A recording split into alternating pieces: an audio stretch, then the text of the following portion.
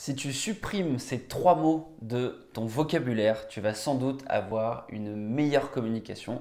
Et c'est l'objectif de la vidéo d'aujourd'hui, puisqu'on est sur une vidéo communication dans la playlist dédiée sur Active Worker. N'hésite pas à aller voir cette playlist si jamais ça t'intéresse. Tu trouveras plein de vidéos sur ce sujet-là. Donc aujourd'hui, on va supprimer trois mots et on commence tout de suite avec l'expression un peu. Ce sont les deux premiers mots à supprimer de ton vocabulaire. Alors ça, c'est vraiment une anecdote personnelle que j'ai vécue directement.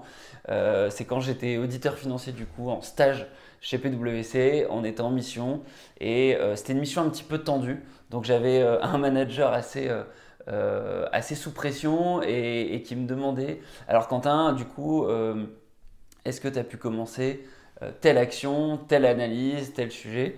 Et moi, plutôt que de répondre non, oui, je réponds oui, j'ai un peu démarré, j'ai un peu fait ceci, j'ai un peu fait cela. Et en fait, il a pété un câble et il m'a dit en fait, donc là je dis beaucoup en fait, c'est deux mots aussi que tu peux retirer. Arrête d'utiliser l'expression un peu. Soit tu l'as fait, soit tu l'as pas fait, mais tu dois supprimer ça de ton vocabulaire. C'est pas possible. Donc il a vraiment vrillé complètement là-dessus. Et je pense que bah, voilà, c'est quelque chose qu'il avait déjà dû rencontrer par le passé. Après, la situation était vraiment tendue, donc ça s'explique aussi par ça. Derrière, tu peux être dans un contexte bienveillant où les gens t'embêteront pas avec ça. Mais ce qui est sûr, c'est que quand tu t'adresses à un client, à une autorité, quelqu'un qui est par exemple ton supérieur hiérarchique, un manager, ou alors voilà, quelqu'un avec qui tu dois faire attention bah, dans ta communication, c'est important d'éviter les approximations, c'est important d'éviter d'utiliser cette expression un peu parce que tout ce que ça envoie comme image, c'est j'ai démarré l'action, mais j'ai pas forcément été jusqu'au bout. Et donc, bah, je commence à te donner un feedback qui n'est pas complet. Donc, il vaut mieux être très clair sur ce que tu racontes. Et donc, hier, je te parlais d'un framework qui est le framework suivant. Objectif, attente, travail, conclusion. J'ai bien compris que l'objectif c'était ça, les attentes c'était ça, voilà le travail que j'ai réalisé, j'ai fait l'étape 1, l'étape 2, l'étape 3, l'étape 4 et voilà la conclusion à laquelle j'arrive.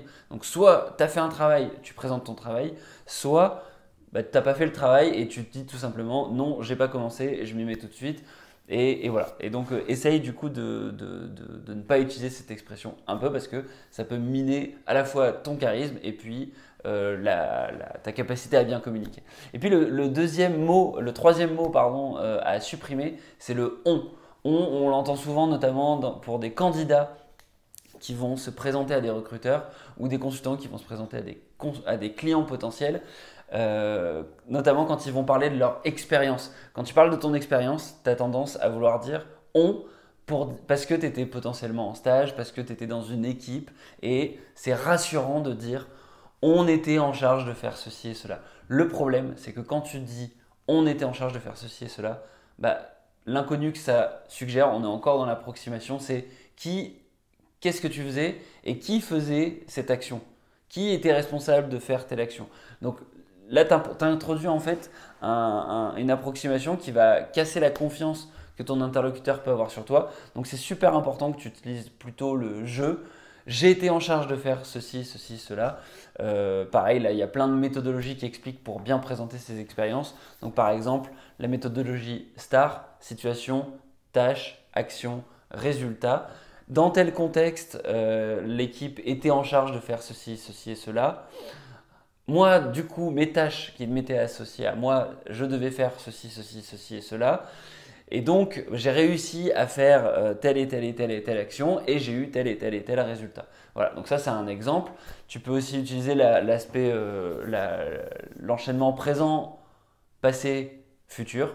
Donc moi j'aime bien utiliser ces termes-là parce que ça permet de rappeler du coup à des gens souvent qui ont fait un bac plus 5, qui ont fait des études, quand elles doivent se présenter, qu'elles doivent utiliser le présent de l'indicatif, donc présent, passé, futur.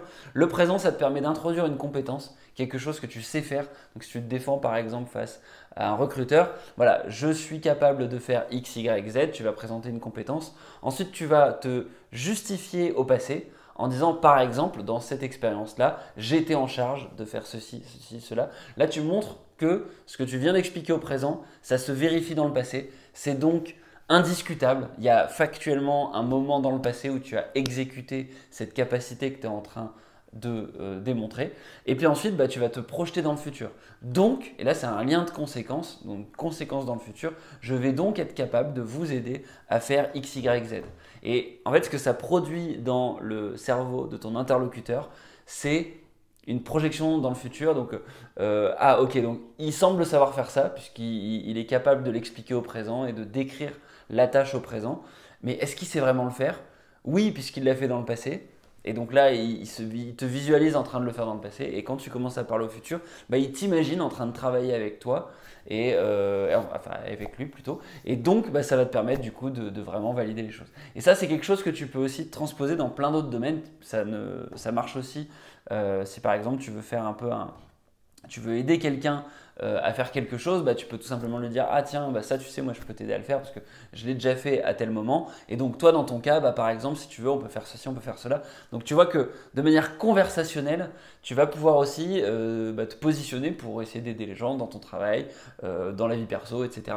Ça te permet en fait de tout simplement t'introduire comme quelqu'un qui peut aider les autres et sans oublier le jeu. Donc les trois mots à éviter, c'est un peu et on.